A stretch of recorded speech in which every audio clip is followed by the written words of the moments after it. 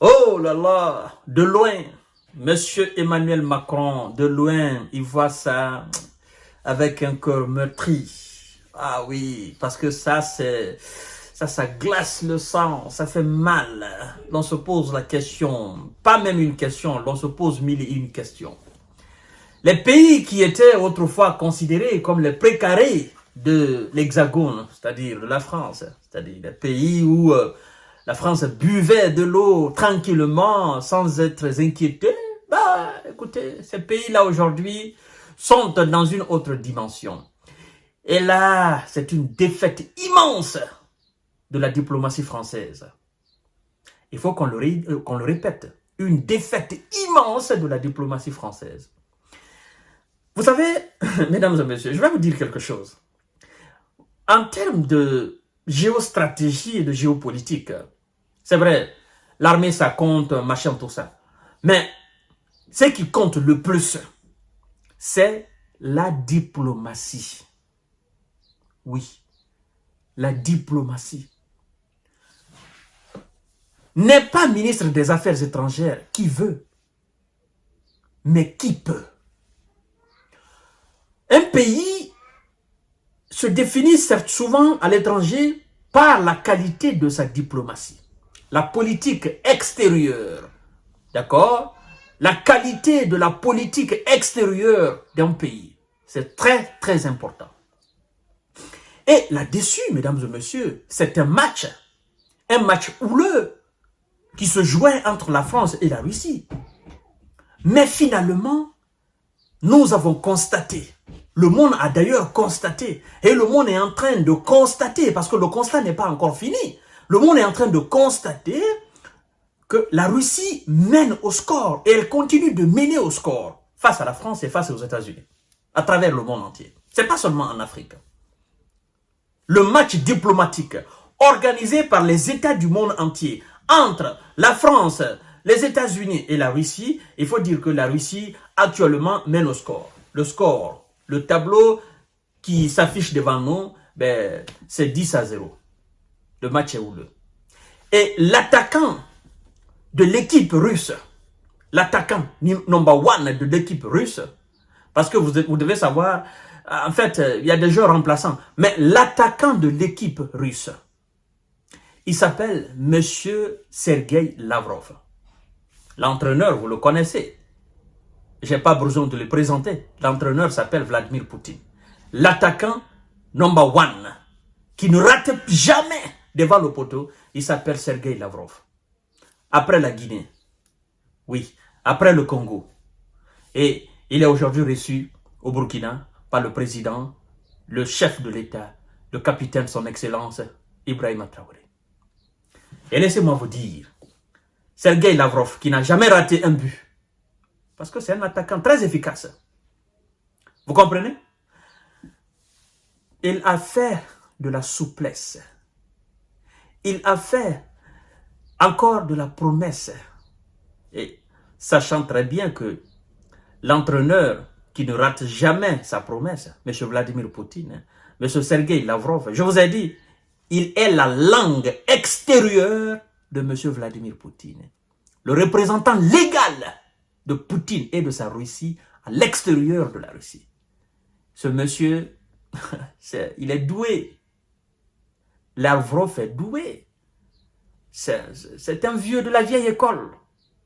Et lors de cette réunion, alors, avec le capitaine, le président burkinabé, M. Sergei Lavrov a profité, passer le message de Vladimir Poutine à son homologue, le président Ibrahima Traoré. Les salutations les plus amicales, les plus honnêtes de M. Vladimir Poutine ont été passées à M. Ibrahima Traoré, son homologue. Et après alors les salutations d'usage, d'abord il faut dire qu'il a été reçu, non pas par le chef de l'État directement, il a été reçu par son homologue, le ministre des Affaires étrangères burkinabé. Vous savez, autrefois, quand les délégations américaines, françaises venaient, même un simple ministre machin, il était reçu par le chef d'État. Maintenant, c'est pas ça. La courtoisie, la Russie a fait la courtoisie son arme de guerre, n'est-ce pas? Son bâton de pèlerin du moins. Et alors, M. Sergueï Lavrov est reçu par le ministre des Affaires étrangères burkinabé. Alors, après les concertations et les salutations d'usage, il a été naturellement demandé au président de le recevoir très gentiment. Et c'est ce qui a été fait dans une joie impeccable. Et alors, ça n'est suivi des discussions. Est-ce qu'on peut appeler même discussion cela? Ça n'est suivi, ok, des petits réglages encore. Et là, paf, les déclarations qui sont sorties de leur réunion, mesdames et messieurs, ça rougit les yeux de la France. Incroyable. Et les États-Unis. Parce que vous savez, autrefois, ils refusaient de vendre les armes que le Burkina a besoin, les équipements militaires que le Burkina a besoin pour continuer sa lutte contre les terreaux et les hors-la-loi qui ne cessent de menacer la sécurité burkinabé. Et alors, paf, est venu un messie qui s'appelle Vladimir Poutine. Et oui, avec son homologue burkinabé, Ibrahima Traoré a dit, Monsieur Vladimir Poutine, écoutez, je ne vais pas jouer à la langue de bois. Jouons 4 sur table. Moi, j'ai besoin de débarrasser mon pays des terreaux. Je ne demande pas à ce que l'armée russe vienne débarrasser. Non, j'ai besoin de ce qui est militaire, équipement militaire, armes, missiles. J'ai besoin de tout ce qui peut me permettre. Et s'il faut, j'ai besoin de la formation aussi militaire russe. J'ai besoin de former plus de soldats chez moi. Oui, il y a mes VDP, des volontaires. J'ai besoin d'une formation efficace. Poutine a dit non, ça c'est rien, mon cher, ça c'est rien. Ça c'est la moindre, c'est de l'eau à boire. Ce qui est la chose la plus importante entre vous et moi. Vous savez, votre nom c'est les hommes intègres. Et moi, mon intégrité dans mon pays, nous sommes aussi des hommes intègres. Ça c'est de l'eau à boire, ne vous inquiétez pas. Et nous avons vu, Poutine s'est mis à l'heure. Depuis que la Russie s'est mise à l'heure, mesdames et messieurs, les terreaux ont commencé à lire l'heure au Burkina. Chères dames, chers messieurs, chères demoiselles, des déclarations très fortes qui font mal, naturellement, à l'Élysée. Parce que, autrefois, eux, ils refusaient tout au Burkina Faso, au Mali et, n'est-ce pas, au Niger. Mais aujourd'hui, ces pays-là sortent gagnants de tout cela. Équipement et instructeurs militaires russes au Burkina. Moscou promet de les augmenter. Oui, chères dames, chers messieurs, chères demoiselles, ils seront augmentés, c'est ça la vérité. Monsieur Sergueï Lavrov continue sa tournée africaine. À Ouagadougou, il a rencontré le ministre burkinabé des Affaires étrangères, Monsieur, son Excellence, Karamoko Jean-Marie Traoré, et s'est entretenu avec le président du Faso, Ibrahima Traoré. Ah, ça là quand même, c'est extraordinaire. Ministre des Affaires étrangères, un Traoré. Président, un Traoré. Mais vous, les Traoré là, attention, hein. Attention quand même, hein. Bon, on continue, mesdames et messieurs. Alors, c'est très important. Et alors, ça n'est suivi des déclarations, chères dames, chers messieurs, chères demoiselles. Partenariat Burkina-Russie. Ah oui. La Russie a l'intention de fournir des produits militaires supplémentaires au Burkina Faso pour renforcer la capacité de défense du pays. Madre mia, comme disent les Espagnols. La Russie prévoit d'y augmenter le nombre d'instructions militaires. Moscou est convaincu que les foyers de terreaux qui restent encore au Burkina Faso seront éliminés grâce à la coopération russo-burkinabé. Oui, les liens entre la Russie et le Burkina Faso dans le domaine de la coopération militaire et technique se développent naturellement. On le sait, les relations bilatérales traversent une nouvelle étape après l'arrivée au pouvoir d'Ibrahima Traoré. Oui, parce que bon, un certain nombre de traites étaient à la tête de l'État, mais depuis l'arrivée du fils de Thomas Sankara à la tête de cet État, naturellement, les choses bougent.